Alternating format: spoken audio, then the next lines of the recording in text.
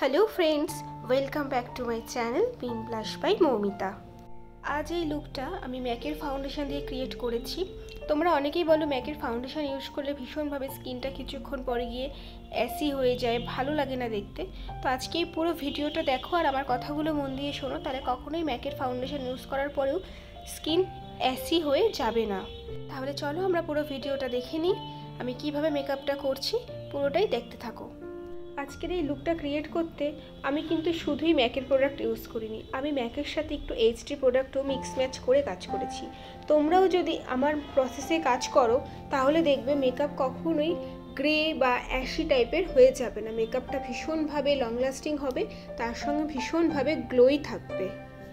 যে কোনো মেকআপ করার আগে ভীষণ ভালোভাবে স্কিনটাকে ক্লিন করে নেবে। তো আমি এখানে ক্লিন করার জন্য পিএসির একটা এক্সফোলিয়েটার ইউজ করেছিলাম। আচ্ছা, তারপরে প্লার্মের একটা টোনার ইউজ করেছিলাম স্কিনটাকে ম্যাটিফাইন করে নেওয়ার জন্য। তো ক্লিনজিং, টোনিং অ্যান্ড ময়শ্চারাইজিং আমাদের স্কিনের পার্ট। তো আমি ময়শ্চারাইজার হিসেবে ফার্স্ট একটা এমব্রোলাইসিসের ময়শ্চারাইজার ইউজ করেছিলাম। আর তোমরা অনেকেই বলতে পারো গরমকালে এমব্রোলাইসিস কেন? তো কেনর কারণটা হচ্ছে এমব্রোলাইসিস কিন্তু শুধুমাত্র যে উইন্টার ইউজ করতে হয় এরকম কোনো ব্যাপার নেই, সামারেও তোমরা ইউজ করতে পারো, কিন্তু তার অবশ্যই একটা টেকনিক আছে।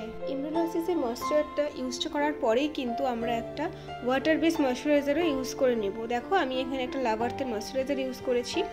তো তোমরা যদি সামারে এমব্রোলাইসিস ইউজ করো তারপরে যদি একটা ওয়াটার বেস ময়শ্চারাইজার ইউজ করো না, তাহলে এমব্রোলাইসিস যতটা অয়েলি করছে আবার তার সঙ্গে যখন একটা ওয়াটার বেস ময়শ্চারাইজার তুমি লাগাচ্ছ স্কিনে, তখন কী হবে, দুটো ব্যালেন্স করে খুব সুন্দরভাবে স্কিনটাকে হাইড্রেট করবে।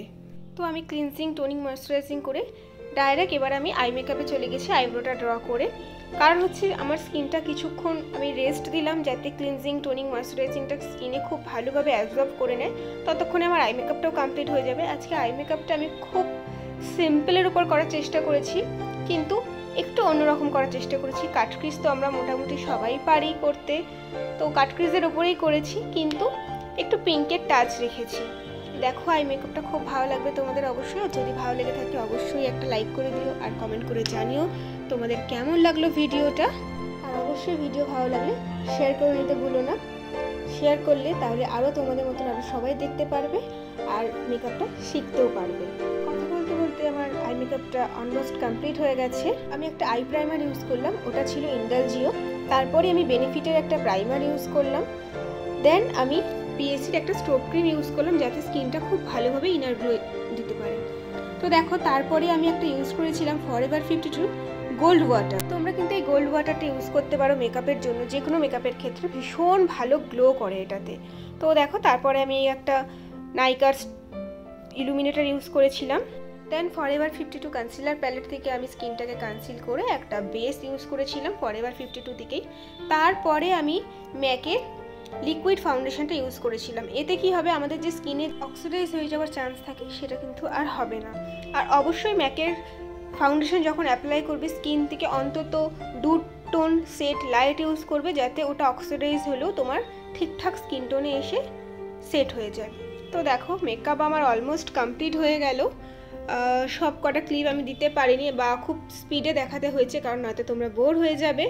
তো দেখো মেকআপ আমার কমপ্লিট, আই মেকআপটা ফুল কমপ্লিট হয়ে গেছে। আচ্ছা, আমি একটা কোলের আইল্যাশ ইউজ করেছিলাম। তোমাদের যদি কোলের আইল্যাশের শেডটা জানতে হয় অবশ্যই আমাকে কমেন্ট বক্সে কমেন্ট করো, আমি তোমাদের সাথে শেয়ার করে নেব।